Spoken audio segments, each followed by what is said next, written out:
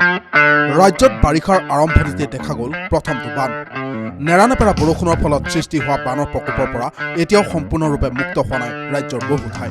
বাৰিষাৰ আৰম্ভণিতে হোৱা প্ৰবল বৰষুণৰ প্ৰতি লক্ষ্য ৰাখি আগন্তুক সময়ছোৱাত বৰষুণৰ প্ৰকোপ অধিক হ'ব বুলি অনুমান কৰা হৈছে। সাধাৰণতে বাৰিষা কালত বাহনসমূহৰ বিশেষ যত্ন লোৱাৰ প্ৰয়োজন বুলি বিশেষজ্ঞসকলে পৰামৰ্শ দিয়ে। পিছে আপুনি যদি ইলেক্ট্ৰিক স্কুটাৰ চলায় এই ক্ষেত্ৰত অধিক সাৱধান হোৱা প্ৰয়োজন। সাম্প্ৰতিক সময়ত গ্ৰাহকৰ মাজত ইলেক্ট্ৰিক স্কুটাৰৰ চাহিদা দ্ৰুতগতিত বৃদ্ধি পাইছে। বাইক স্কুটাৰ নিৰ্মাণ কৰা বিখ্যাত প্ৰতিষ্ঠিত কোম্পানীৰ উপৰিও বহু ষ্টাৰ্টআপেও সম্প্ৰতি ইলেক্ট্ৰিক স্কুটাৰ নিৰ্মাণ কৰে।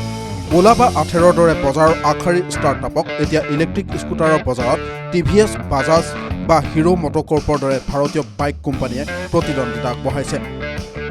বিশেষজ্ঞৰ পৰামৰ্শ মতে বাৰিষাৰ সময়ত মুকলি ঠাইত বাহন ৰখাই থোৱাৰ পৰা বিৰত থাকিব লাগে। প্ৰবল বৰষুণত যিকোনো বাইক বা স্কুটাৰৰ ক্ষতি হ'ব পাৰে। অৱশ্যে ওলা, আথেৰ, TVS, বাজাজ বা হিৰো মটৰকৰ্পৰ দৰে ভাল কোম্পানীৰ পৰা ইলেক্ট্ৰিক স্কুটাৰ কিনিলে বৰষুণৰ বাবে বিশেষ চিন্তা কৰিব নালাগে। কিন্তু তথাপিও কিছুমান দিশত সাৱধান হোৱাটো অতি প্ৰয়োজন। বাৰিষাৰ সময়ত বাটপথত পানী জমা হয়। সাধাৰণ বাহনৰ ক্ষেত্ৰত চাইলেঞ্চাৰ পাইপ বা ইঞ্জিনত পানী সোমালে বাহনখন ক্ষতিগ্ৰস্ত হ'ব পাৰে। যদিও ইলেক্ট্ৰিক স্কুটাৰত তেনে কোনো সমস্যা নাই, তথাপি পানী জমা হোৱা ঠাইত সাৱধান হ'ব লাগে বুলি বিশেষজ্ঞসকলে কয়। কাৰণ ইলেক্ট্ৰিক স্কুটাৰৰ যিকোনো তাঁৰ বা মটৰত পানী সোমালে সমস্যাৰ সন্মুখীন হ'ব পাৰে। ইয়াৰ বাহিৰেও আন এটা সমস্যা হ'ল চাৰ্জিং পৰ্ট। বাৰিষাৰ সময়ত বাহনৰ চাৰ্জিং পৰ্টটো ঢাকি থ'ব লাগে।